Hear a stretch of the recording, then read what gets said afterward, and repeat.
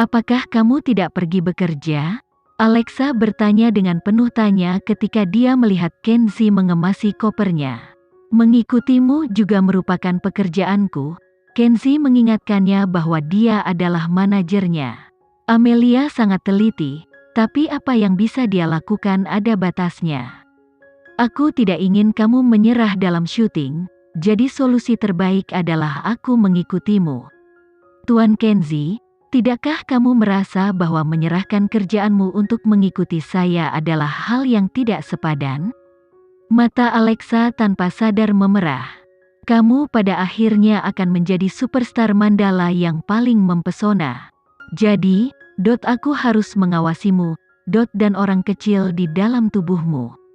Untuk mempercepat proses menemukan kebenaran, Gilang berpura-pura tertipu oleh tipuan pelakunya dan pergi mencari dokter. Dokter Lisa, Nyonya sudah tenang dan setuju untuk menjalani pengobatan yang kamu sarankan. Jadi, Tuan Kenzie telah memerintahkan saya untuk membuat perjanjian denganmu. Baik, tumornya perlu diangkat secepatnya, jadi penting bagi kami untuk segera mendaftarkannya untuk dioperasi, kata dokter tersebut secara profesional. Kenyataannya, Gilang hampir tidak bisa mempertahankan sikap dasarnya, karena jauh di lubuk hatinya, dia sangat ingin mencekik dokter tidak bermoral itu sampai mati. Sebagai seorang dokter, dia tidak hanya tidak memenuhi tugasnya untuk menyelamatkan orang yang sekarat, dan menyembuhkan yang terluka, dia juga mengabaikan nyawa orang lain. Jadi, di mata Gilang, dia tidak layak menjadi manusia. Gilang tergoda untuk merobek topeng dokter itu. Tapi, mengingat kebenaran belum ditemukan, dia terus bertahan. Aku sudah melihat jadwalku. Bolehkah kita melakukan operasi dalam waktu 3 hari? Ya, tidak apa-apa, Gilang mengangguk sambil tersenyum. Saya yakin kamu tahu betapa Tuan Kenzie sangat peduli terhadap Nyonya. Tubuhnya selalu menjadi prioritas utama baginya. Jadi, sebagai bawahan, saya tidak akan berani menunda perawatannya. Tentu saja, tetapi, saya ingin bertanya, bagaimana informasi rahasia Nyonya bisa bocor? Sepertinya kamu masih belum memberikan jawaban kepada Mandala mengenai masalah ini. Saya harap pada saat kita bertemu lagi, kamu dapat memberi kami jawaban. Penjelasan yang memuaskan. Gilang sengaja menekan kesombongan dokter itu dengan mengejar penjelasannya. Ekspresi dokter berubah. Dia tidak pernah menyangka, di balik penampilan Gilang yang sopan, dia bisa menjadi begitu agresif.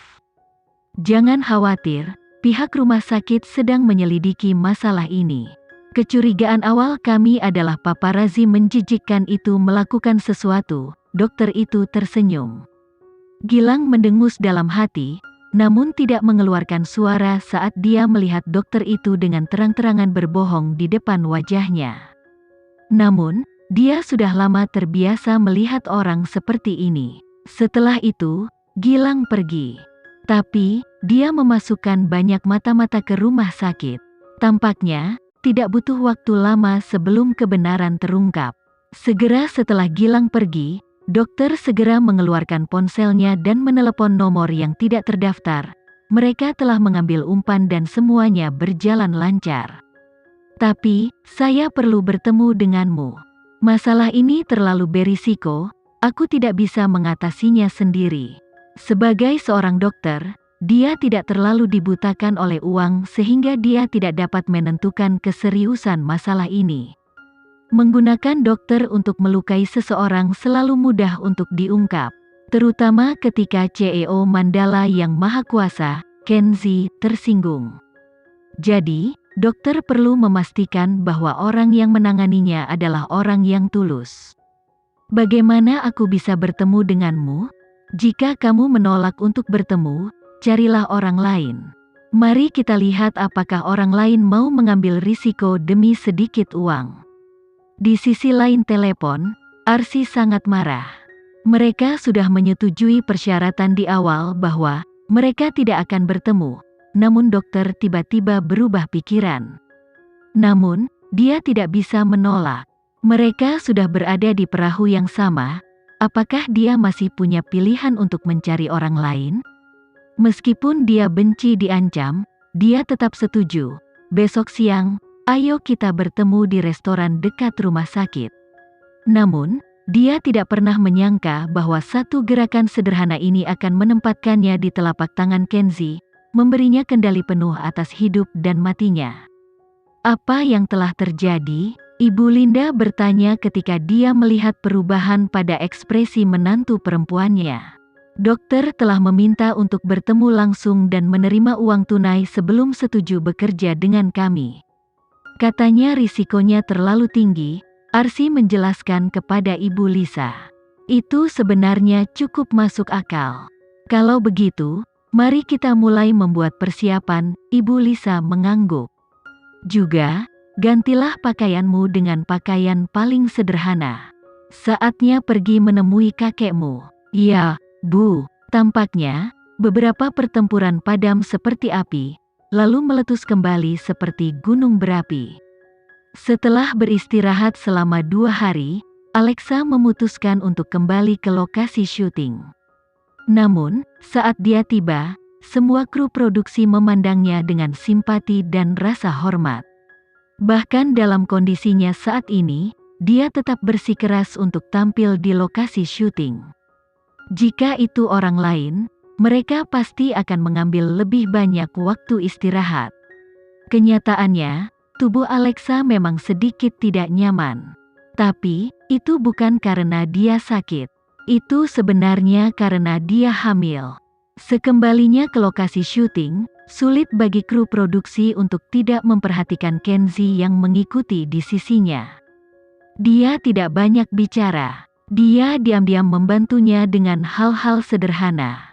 Alexa, apakah kamu baik-baik saja? Asisten alat peraga bertanya. Jika kamu sedang tidak enak badan, kamu harus istirahat beberapa hari lagi.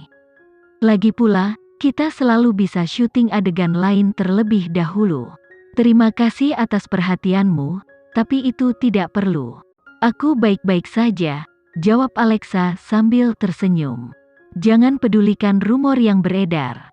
Semua orang mendukungmu. Aku harap kamu mengerti bahwa seluruh kru mengakuimu. Entah itu aktingmu atau kepribadianmu, kamu luar biasa. Asisten alat peraga mengacungkan jempol. Kenzi berdeham, memberi isyarat pada pria itu bahwa dia sudah cukup bicara. Sementara itu, Alexa memandangnya tanpa daya. Apakah dia iri pada sesuatu yang begitu sederhana? Pria itu hanya menunjukkan kekhawatirannya. Tristan juga bergegas menemui Alexa, setelah mengetahui bahwa dia akan kembali ke lokasi syuting. Tentu saja, setelah pertemuannya dengan Kenzi, yang tersisa bagi Alexa hanyalah kekaguman dan rasa hormat. Ini adalah salah satu ciri positif orang asing. Mereka berdedikasi pada pekerjaannya dan tidak picik. Ini juga merupakan alasan mengapa Alexa berhasil menoleransi Tristan. Dia memang kekanak-kanakan, tapi dia bukan orang jahat. Bagaimanapun, dia dipilih oleh Kenzi. Bagaimana dia bisa menjadi jahat? Beritamu tersebar di mana-mana. Sepertinya kamu cukup populer. Tentu saja, aku selalu menjadi topik diskusi hangat, jawab Alexa dalam bahasa Inggris yang fasih. Tristan terintimidasi oleh tatapan Kenzi, jadi dia menggaruk kepalanya dengan gugup dan canggung. Pokoknya, jika kamu butuh sesuatu dariku, beritahu aku. Sebelum Alexa bisa menjawab, Tristan sudah menghilang dari pandangan. Alexa tidak bisa menahan tawa. Melihatnya tertawa, Kenzi juga tersenyum. Duduklah di sini sebentar. Aku akan berbicara dengan Direktur Wildan tentang adeganmu yang akan datang. Kenzi menunjuk ke sebuah kursi.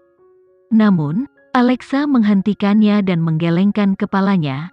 Aku lebih tahu dari siapapun tentang adeganku yang akan datang. Kenzi, kalau kamu mengakuiku sebagai aktris profesional, serahkan saja padaku. Aku tahu batas kemampuanku dan tidak akan melakukan apapun yang membuatmu khawatir.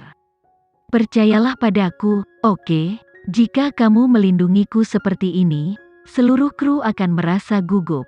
Aku tidak ingin hal itu terjadi. Jika kamu di sini untuk menemaniku, tolong hormati keputusanku, oke?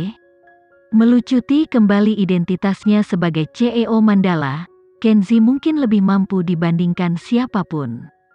Tapi, di hadapan Alexa, dia hanyalah seorang suami biasa yang ingin melindungi istri dan anaknya.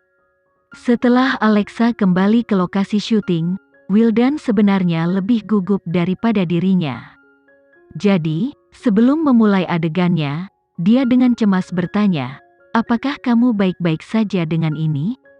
Apakah kamu memerlukan orang pengganti? Haruskah aku memperingatkan semua orang untuk berhati-hati?" Sekian dulu ya video kali ini, kita lanjutkan lagi videonya di lain waktu. Oh iya, bagaimana menurut kalian? Semoga bisa sedikit menghibur kalian semua. Untuk teman-teman yang baru nonton, jangan lupa subscribe ya, hehehe. Dan kalau teman-teman ada yang ingin gabung langganan, bisa langsung gabung saja untuk dapat fitur yang menarik dan sedikit membantu Mimin. Terima kasih banyak sudah menonton, sampai jumpa lagi, bye.